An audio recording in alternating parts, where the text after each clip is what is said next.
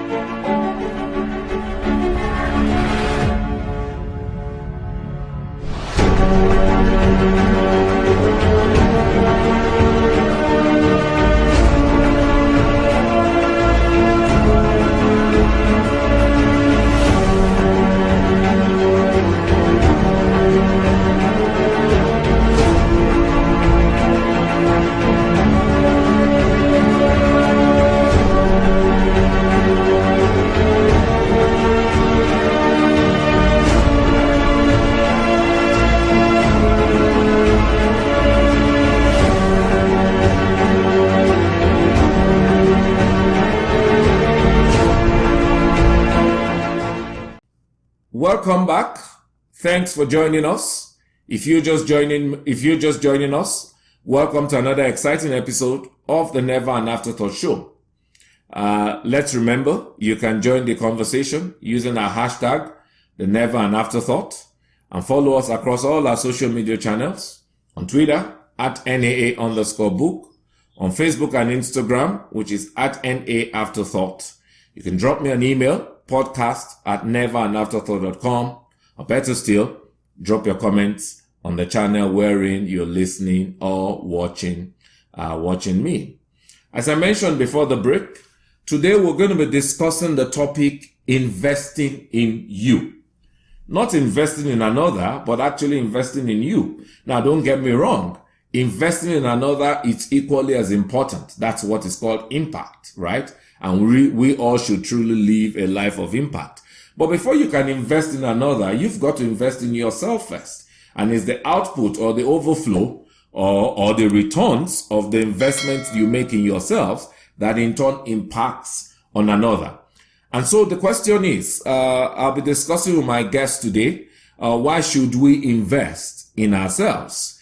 Or are there really any plausible returns when we do make investment in ourselves?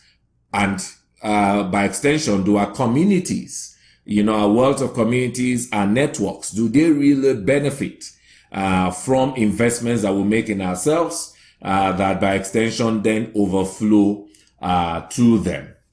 I'm highly excited to introduce my special guest today. He is no other person but my brother, but my friend, Dr. Dipo Awojide, that I like to simply refer to as Ogbeni Dipo.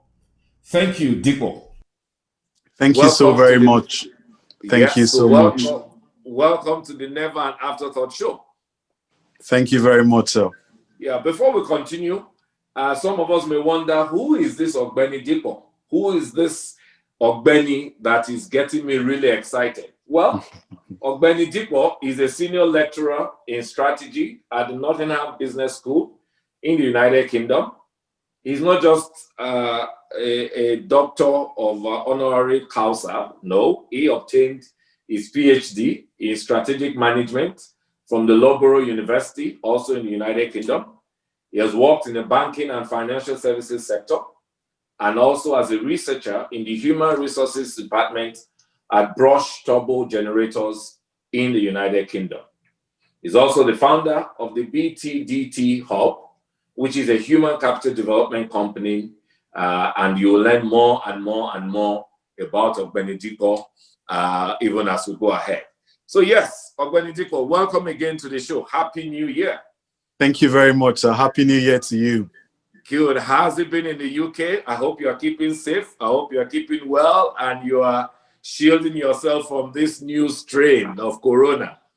Yeah, well, we are staying at home as much as possible, limiting going out and interactions with other people from other families or households, and, just waiting to get the vaccine and for all of this to be over. Okay. So thanks, Dikko, for joining us. And you are first guest for this new year, 2021. But we would want to know you. So let's get to know Ogbeni Dikko. I'm actually very intrigued by that name. But I know that's your Twitter handle. Of course, as a Yoruba person, there's no. I know it's Mr. Dikko. That's what he really means. But let's get to know you, and let's get to know that fun part of you that made you say that, you know what, I'm Ogbeni Dikko. So let's get to know you. Yeah, my name is Dr. Dikko Awojide. A lot of people call me Ogbeni Dikko. I was born in Lagos State, but I moved to Abuja when I was very young with my parents. Oh, wow. And I went to nursery, primary, secondary, school in Abuja, and I also went to university in Abuja. So you're an Abuja man, you're not a Lagos boy at all. Yes, no, indeed. You're an Abuja man. Indeed. I lived in Abuja for over 20 years, I'd say. So yes, indeed, I'm an Abuja boy. I don't know Lagos that much. Yeah. But yeah, I mean, I know, Abuja like the back of my hands. Wow. So do you speak Hausa? Unfortunately, I don't. Oh, wow. Wow. Yeah, I get this question all the time. I don't, but I just, I can hear, conversations, like when people are speaking, I can pick up words. But yeah, I don't speak Hausa. But you speak Yoruba? Oh, yes, of course I do. I speak Yoruba. Yeah. Okay. Yeah. Okay. Good. So I completed my first degree, studied accounting.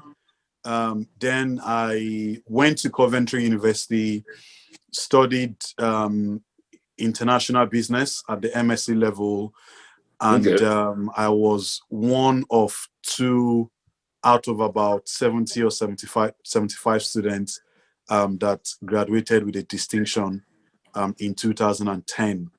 Oh, wow. And so I proceeded to Loughborough University, which is a top 5, has been, consistently a top 5 business school in the UK in the last decade.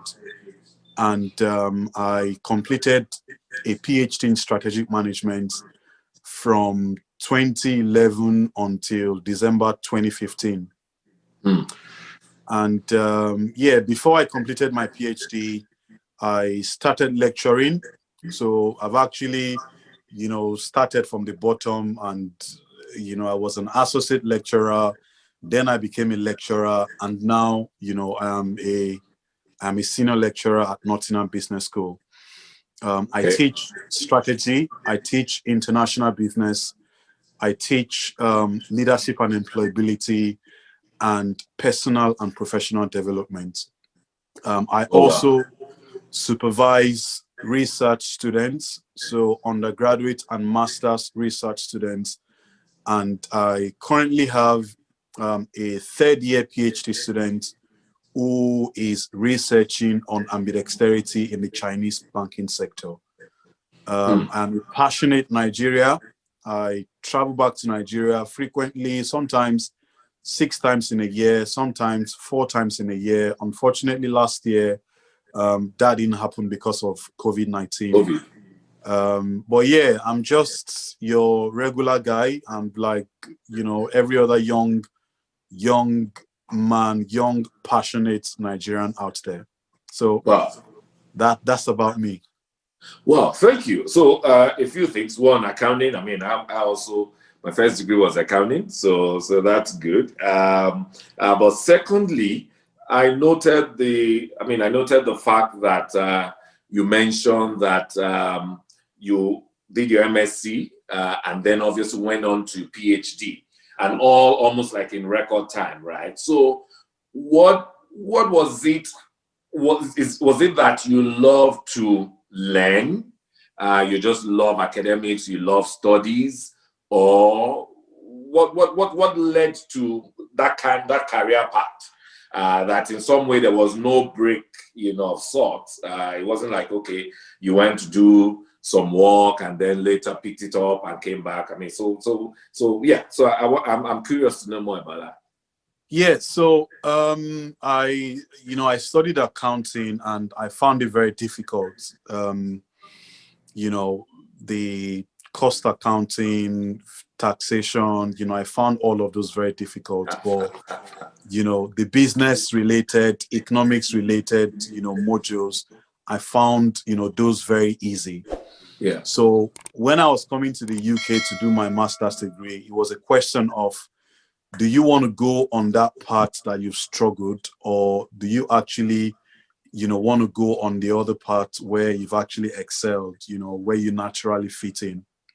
So, I mean, I should, looking back, I should actually have studied business administration in my first degree. And, perhaps I would have come out with a first class. But I mean, I don't have any regrets, but it's just, just thinking about my trajectory. So I Yeah. switched to international business and, from international business to strategic management. And in the last decade, one of the philosophies I've lived by is actually planting deep roots. So the deeper the roots, there's a Bible passage that says, the foolish guy builds his house on the sand, and when the wind came, the wind blew the house and the house just collapsed. And the wise guy, digged very deep foundation, built a very deep foundation. And when the wind came, shook the house was standing, Yeah. very solidly. So for me, in the last decade, that has been, one of the philosophies, one of the guiding philosophies that I have lived by. So planting deep roots. And, this was why I went from doing a master's degree to doing a PhD. And I mean, it wasn't easy. It wasn't easy. I mean, I did my NYSC in 2009. And as part of my PhD, I worked in the industry for 6 months. I was engaging with middle managers and senior managers, and working in the human resources department. I worked on, an employee engagement, employee engagement consultancy project for a large company, large British company with about 1,000 employees. So yeah, that has been, my journey. I do like, academia. I do like studying. I do like, reading, but I am not a bookworm as such.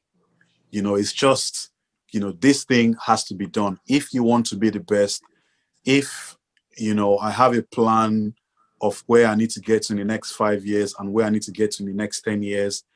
And, for me, it was, how much knowledge can I acquire? How much education, how much exposure can I get, to help me, basically get myself prepared for where I want to be in 5 years, for where I want to be in 10 years, or even in 15 years. Well, I mean, that's so, that's so very interesting, because as you were speaking, I was just beginning to take nuggets of, your deep roots when you talk about deep roots, Yeah. and one of our last episodes, when I think was with Mo, who is also a PhD, she's a PhD, how do you call her? You're not a PhD student anymore. She's a doctor. Oh yeah. So she's a doctorate herself, and she talked about the difference between schooling, versus education, and how schooling is a place, but education is a lifelong thing. Yeah. And it's interesting hearing you talk about education being part of your deep roots. How much of knowledge you needed to gain, how much of exposure in line with your 5-year, 10-year goals, which I believe are revolving goals as you achieve your reviewing and going upward. But I want to ask a question. At what point did you discover you? And that's not a trick question in any way, because I think in the book, in the Never an Afterthought book, I spoke about how I was a medical student before, and medicine was actually my father's dream, and I had no issues with it until I discovered me, and then that moved into another trajectory, that I've mentioned quite a bit in the book. So, when did you discover you, and how has your acquisition, your knowledge acquisition, your journey in life, how has that continued to expand or, brighten your path in your own personal discovery? Yeah. So I'd say I discovered myself, I'd say between 2008 to 2010 or 2011. Yeah. So it wasn't something that happened overnight. It was, a series of deep and reflective thinking. So thinking about my strengths, thinking about my weaknesses, thinking about my successes, thinking about my failures, and, just thinking about the future. So when I graduated, completed my first degree, and, I took And that a was look in at my Nigeria, right? transcript. Was the first Yeah, degree that in was in Nigeria? Nigeria. Yeah, Okay. yeah, that was in Nigeria. What school? I went to one of the best universities in Nigeria, which is University of Abuja. The prestigious University of Abuja. No problem. Don't let the UI people hear you anyway, or the Unilag people, but that's fine. I agree. I give it to you.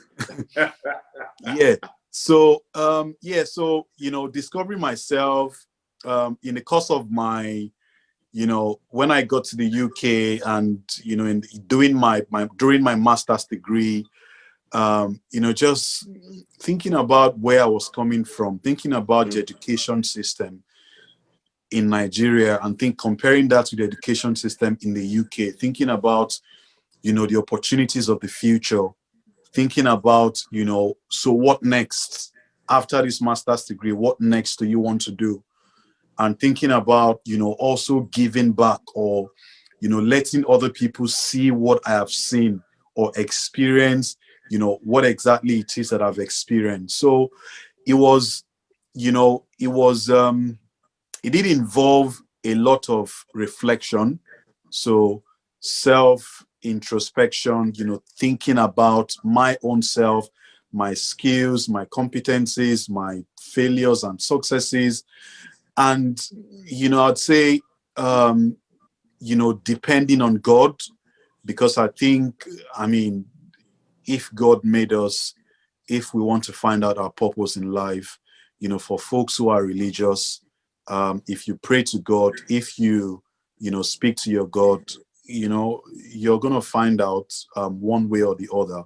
So self-reflection, praying about it or speaking to God about it, and of course, speaking to, one or two mentors. So my path has been shaped, continuously by people who have been there and done that. By Good. people who, by people who have been where I want to get to, or people who have done what exactly I want to do. Yeah, they walked in the paths that you desire.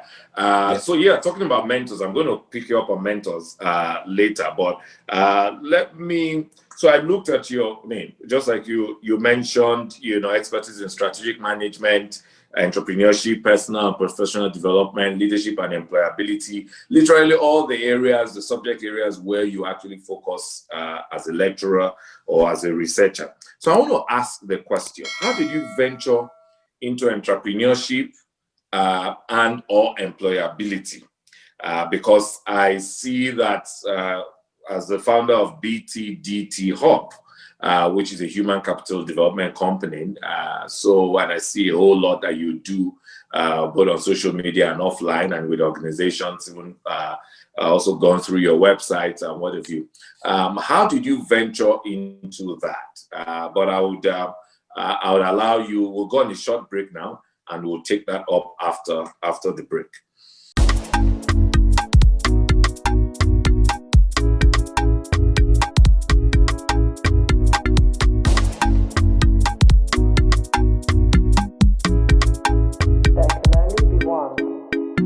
iTunes.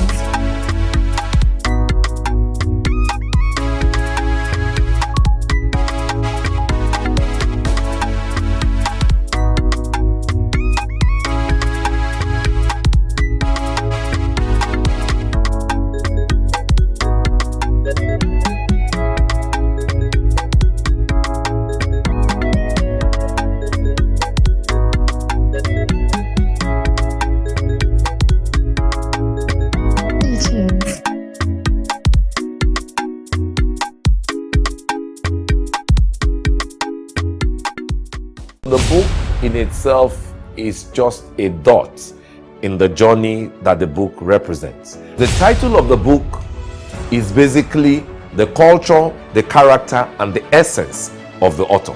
What I will say to you, all my readers, is find yourself in the book. Why am I saying that? I want to engage with you. If you have a different thought, if you have something you want to share, even if you oppose something or anything I may have said in the book, please engage with me. It's a lifestyle, it's a journey, and I want to share this journey with you. These principles I'm about to share with us today will work for you anywhere. But thankful now for social media. Social media is now connecting, bringing back that whole concept of it takes a village. Once you imbibe the principles of empathy, you will get much better results. One of such is accountability. Please join me on YouTube every Thursday at 6 p.m. West African time for another exciting and engaging episode of the Never an Afterthought Show. Okay, thank you. Welcome back. If you're just joining us, welcome to another exciting episode of the Never an Afterthought Show. Today, I've been discussing investing in you with Ogbeni Dipo. You can join Ogbeni Dipo, I like to call him, but his full name is actually Dr. Dipo Wojide. You can join this conversation using our hashtag Never an Afterthought and follow us across all our social media channels, Twitter, which is at NAA_book, Facebook and Instagram at NA Afterthought, and by email podcast@neveranafterthought.com, or better still, drop me a comment on the channel wherein you're listening or you watching me. So yes, back to Ogbeni Dipo now. Before the break, we're talking about how you ventured into entrepreneurship and employability, which I know is the core focus of the BTDT Hub, which is something that you founded. But how did you venture into it? And let me hear from you. Yeah. Yes, so I founded BTDT Hub towards the end of my PhD in 2015. And I mean, as at this point, I was already in academia, I was already lecturing, but I wasn't 100% sure if, I wanted to go into academia full time, or if I wanted to, become a strategy consultant, or if I wanted to, just establish my own business. Yeah. And, at the end of the day, I ended up, doing everything. So consulting, setting up a business, and also, having one leg in academia. So the process, I mean, once again, it involved, me discovering and having a good understanding of the education system and the opportunities available in the UK, and comparing that to, where I'm coming from, which is Nigeria. And, I thought about, if we actually wanted, first of all, we Nigerians are the ones who are going to solve our own problems. No one is going to come and solve our problems for us. So, I thought about, so all the challenges that we have in the education sector in Nigeria, issues of unemployability, issues of substandard curriculum, and some of the other challenges. And I thought to myself, if we actually want a productive country, if we want to develop Nigeria, we definitely need to invest in human capital. And, for me, an investment in human capital was a starting point. So I attended a mentoring program with Shola Ajani, who, is based in London, Ghana, and in Nigeria. Is an experienced organizational development expert, is an experienced, trainer, consultant. And, I basically, spent a couple of weeks, engaging him as regards, so what exactly do you want to do? What is the opportunity out there? What is the gap in the market? How do you want to give back to society? So these were, some of the discussions that we had. What value, what unique value do you want to create? What do I want to do that other people are not doing? How am I going to be different? So these, were some of the discussions that we had that led to the birth of BTDT Hub. And BTDT stands for Been There, Done That. Wow. I've always wondered what it meant. Yeah, and you so don't it have means it anywhere on your website. So it's actually because I've just always wondered, okay, been there, done that. Oh, yeah, wow. been there, done that. So we actually do a lot of things. So personal branding, for example, which involves CV and cover letter review, LinkedIn optimization, getting people prepared for interviews. So if you want to go for an interview, for example, we would coach you and get you ready. We also do, study abroad related services, recruitment for companies. We organize trainings for companies and individuals. So trainings for entry-level employees or professionals, for mid-level professionals. We have courses on business, on business development, on project management, on organizational culture. We have courses for middle managers, courses on Microsoft's, Office packages, because a lot of our graduates, actually come out from the university without actually knowing, how to use Microsoft Office. And these are some of the productivity tools that helps in, in making, the job of, or the work of an employee, makes it easier, so to say. Yeah. So we actually, do all of this. We promote MSMEs. So it's we're not just focused on careers, we are also focused on entrepreneurship. So people who want to start a small business, people who want to scale a small business, what skills do you need? What is the gap in the market? So these are, some of the activities or some of the, the services rendered by BTDT Hub. So yeah, it's basically, collectively our aim is to, motivate, empower, and inspire. And we basically just want to improve human capital, in Nigeria, because without improving the human capital of young people, of young professionals, we wouldn't have the right people or the right resources to actually, get the job done to move our country forward. I mean, you're right. The truth is our competitiveness. It's actually directly related to our competencies as well. How competent we are would also impact on how competitive we can be as an economy or as a nation. Yep. So clearly motivating, empowering, and inspiring it's very important. Now, one of the things I've noticed, because I'm asking this question because a lot of our audience, a lot of our subscribers, a lot of our audience, a lot of those viewing us that are viewing us right now, I asked the question because I want to figure out how they can benefit, from BTDT Hub. And I noticed one of the things you've done or you do as part of personal branding is CV writing. Just really preparing folks on how to write their CVs. How did you come about that as a problem? Okay, so a lot of young people, a lot of graduates, they come out from university, once again, and it's not entirely their fault.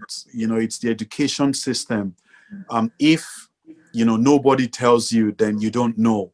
But at a point in time, young people have to take responsibility for themselves, because now you are a graduate, you are all on your own. You have to stand on your own two feet.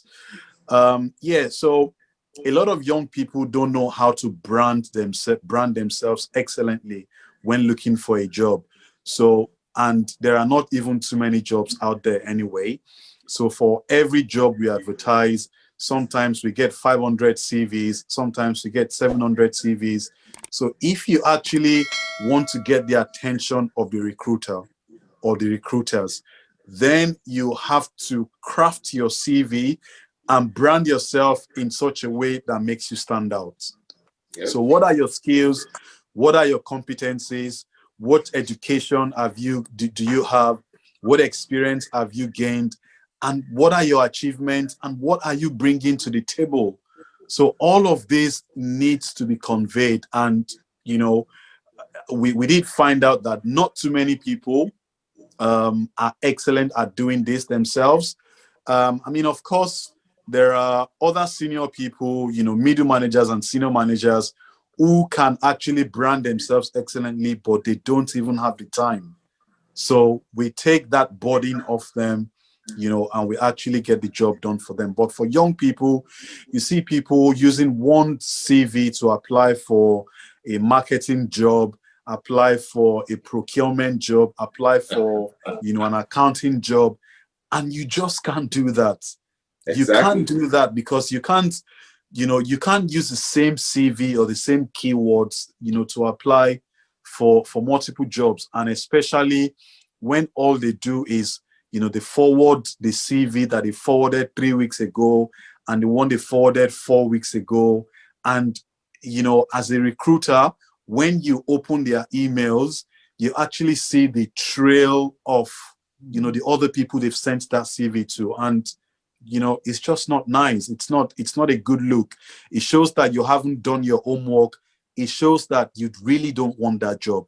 Because if you do want that job, if you want to stand a chance, you would invest the time in branding yourself excellently. Thank you, Dipo, because you are hitting on the nail. As I said before introducing you, and I was speaking generally to our audience, I'd mentioned the fact that we said that with this year, what we will do by our guests and partners, what this platform will do, would really be to pinpoint, in some ways, the things we're not doing right. Mm-hmm. You mentioned something. You said you focus on your failures, not just your successes, to be able to define who you really are. And I'm glad that you are hitting on this because every of us as an employer of sort has experienced this challenge. In fact, when I saw that was one of the areas you do in BTDT Hub, there are countless of people have actually referred your platform to, because this was something I noticed in 2003 myself when I just returned from the States, and I was looking to begin to build some networks. In fact, I did 1 or 2 CV building workshops, I called it at the time, in partnership with learners and trainers. They used to be in the Faith Foundation. They used to be in the Lagos Water Corporation building where Faith Foundation is at that time, many years ago. But when I saw the volume, I couldn't cope, so I left.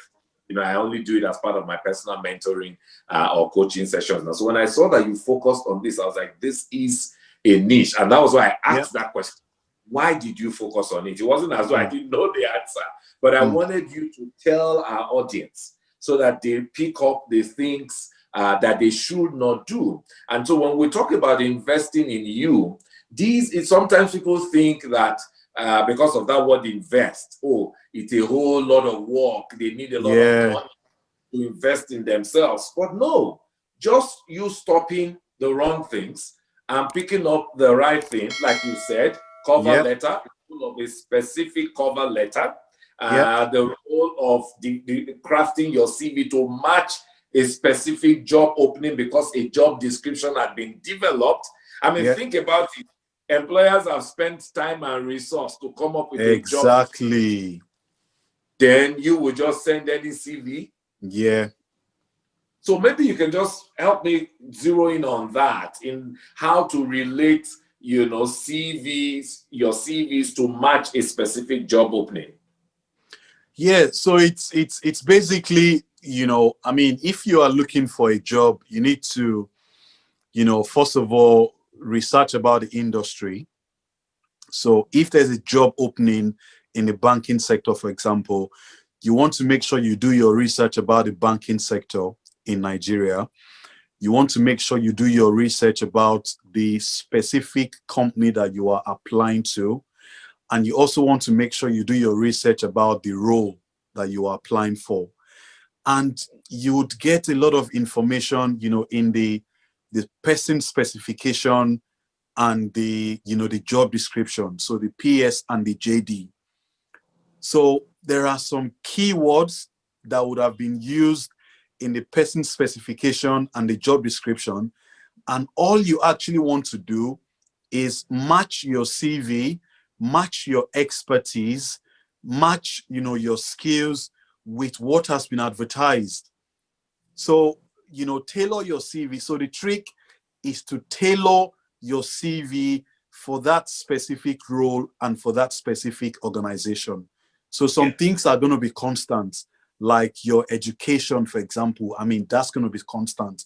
But skills, your achievements, your work experience, if you have any, you have to you need to tailor all of this to suit the particular role that you're actually applying for. And for fresh graduates who don't have, any work experience, you might actually have done a group project or a group, work when you were doing your undergraduate degree. You might have had an internship.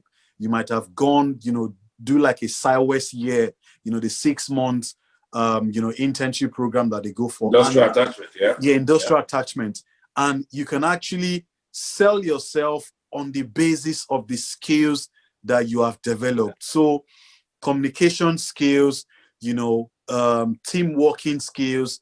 If you were the leader of the group, or you were a departmental head, or you were active as an SUG member, leadership skills, organizing skills, administrative skills. These are some skills, problem solving, critical thinking. These are some skills upon which you can sell yourself on, at the entry level. And employers are not even looking for, they are not looking for an expert. Why? Because they know you are under 25, you've just come out of uni, maybe you're 21 or 22, you've just come out of uni. They know that you need training. They know that you need experience, but that does not mean that you wouldn't brand yourself and, give them an opportunity, to give you an opportunity. Ogbeni Dipo, I'm not going to stop you. I'm just going to pause you because this is the maximum that time can allow us. But very clearly, even just by looking at the chat lines and, the comment section, it's buzzing because you are hitting the nail. You used one word, the trick. You are showing them the trick to winning. In 2021. So I'm going to just pause you.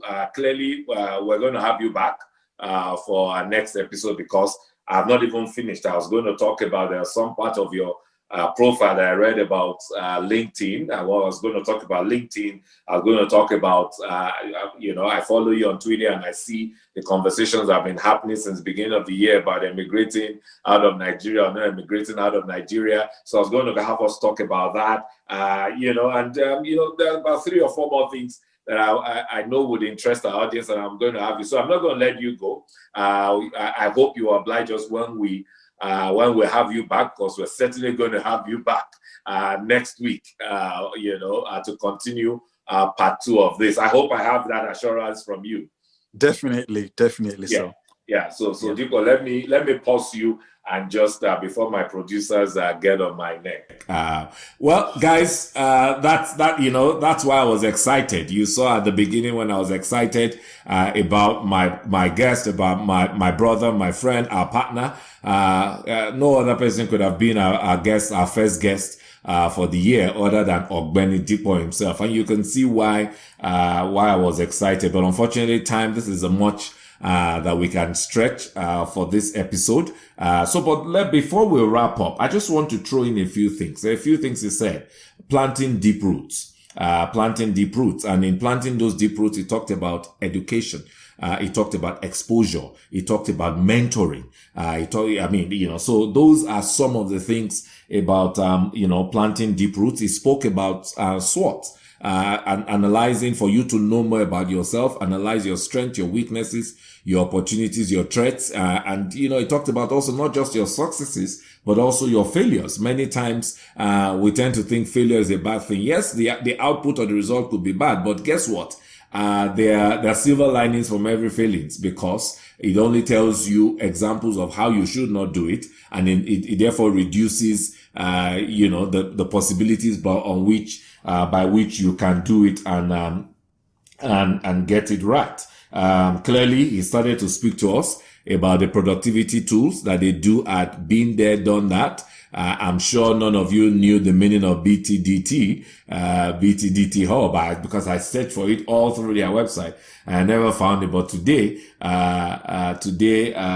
we have it. Been There, Done That, BTDT Hub. Well, I didn't get him to do a giveaway, but the reason is this: he's coming back. And he's giving us the assurance that he will be back. So don't worry. When he comes back, I will make sure that he does a giveaway to you, our subscribers, and to you, our audience. That's the much we can take. But remember, the conversation does not end. I've seen your comments. I've seen your chats. We would incorporate some of it in the next episode, as I always do. But remember, the conversation doesn't end now. It continues using our hashtag, the Never an Afterthought. Hashtag Never an Afterthought. And of course, you can follow us and join the conversation across all our handles, all our social media handles, Twitter at NAA_book, Facebook and Instagram at NA Afterthought. I would always read your emails, podcast@neveranafterthought.com, and I can already see your comments that you're dropping on the chat lines. So till I come your way again, next time, which is next week, same time, same platform. Be sure to keep safe, so that you can keep well, and above all, keep winning. God bless you.